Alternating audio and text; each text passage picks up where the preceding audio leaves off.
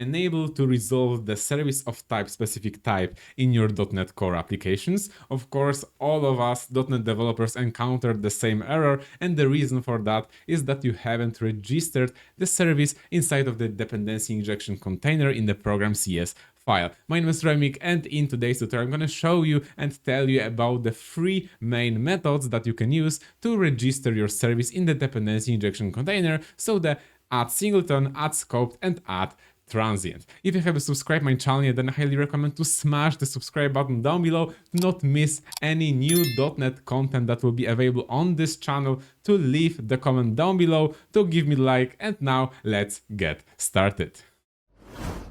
Alright guys, so at first I will write some code to create 3 different services that will later on register in our DI container with 3 different methods, so AddSingleton, AddScoped, and AddTransient, and then we'll check the differences between all of those based on one of the factors. So I'll create one directory called abstracts, where we will have the interfaces. So the first one will be iLogging service interface. Next one will be iUser service. And the last one, iPassword hasher.cs. And we will have the directory called services. And inside of it, of course, we'll create 3 classes that will implement all of those interfaces one by one. So it will be logging service,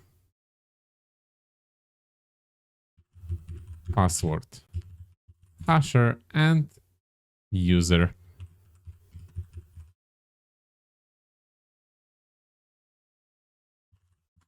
service.cs, and we'll implement the interfaces in all of these classes.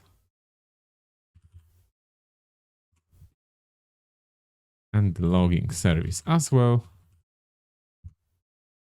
And now in all of these 3 interfaces, we need to create the method to return the ID. So it will be the getID method that all of these services and also interfaces should have. So all of these will have the same method to implement, and I will implement missing members in all of these classes. Now I will assign the private property that will be assigned whenever the new instance of the service will be created, so it will generate the new global unique identifier. So I will type private global unique identifier ID get set is equal to the GUID.new GUID. So this logic will be shared, of course, in all of these services. And now we need to return from this method the ID that was assigned. So I will remove this code. And now we are ready to register all of these services with their interfaces. Now let's take a look at all of these services and choose the best method to register it in our dependency injection container. So at first, we'll take a look at the logging service. We can use AddSingleton, AddScoped, or AddTransient methods. So AddSingleton registers a service, so only one instance of that class is created and shared for the entire application lifetime. So all the requests, all the users basically get the same instance. So it's used for the stateless and thread safe services, or those holding the global state, for instance the logging service or some kind of the configuration class. So for me it will be the best method just to use AddSingleton for iLogging service for me to use this logging service inside of my whole application as the one single global instance.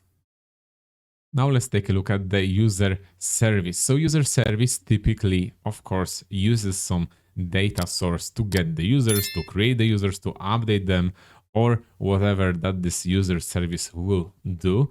And it's not stateless. So for me, the AddScoped method will be perfect because the AddScoped registers a service. So the new instance will be created each time the scope will be created. So the scope in the web applications is the HTTP request.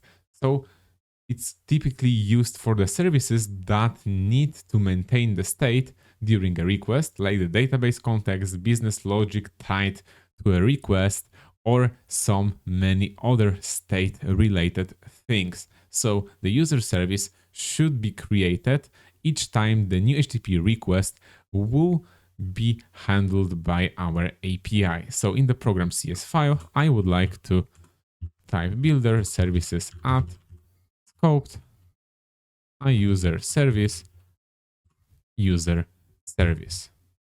And now the last service to focus on and to register in our dependency injection container will be the password hasher. So what's the difference between the password hasher, user service, and logging service? So the password hasher, basically what it does, it hashes the password based on some provided hashing algorithm and based on some provided value to a method. So it's lightweight and stateless because it does not need to keep some state inside of the scope or the whole application lifetime. It could just create the instance, do its job, and then remove it from the memory. So the AddTransient method creates the new instance every time it's requested from the container. So for instance, the helpers or the validators that you are using in your application could be registered the same way. So with the AddTransient method. So I will go to the program CS file and the builder.services.addTransient password hasher.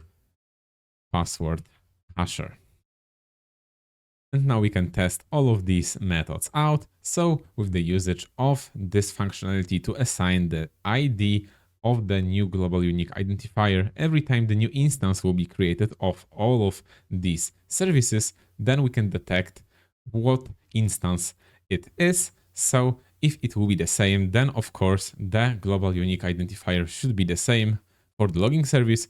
For the user service, this ID should be changed every time we'll hit the get endpoint, and the password hasher, when it will be injected, every time it will be injected, the new ID has to be assigned.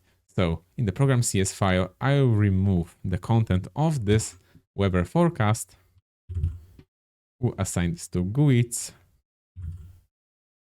And inside of it, we can inject all of these services to this GUIDs endpoint. So we have logging service 1, logging service 2, user service 1, 2, and password hasher 1 and 2. And now, as the result, we'll return the IDs from all of these services that were injected. And based on that, we'll check if when we hit this get endpoint many times, all of those values should change accordingly to their lifetime based on those three methods.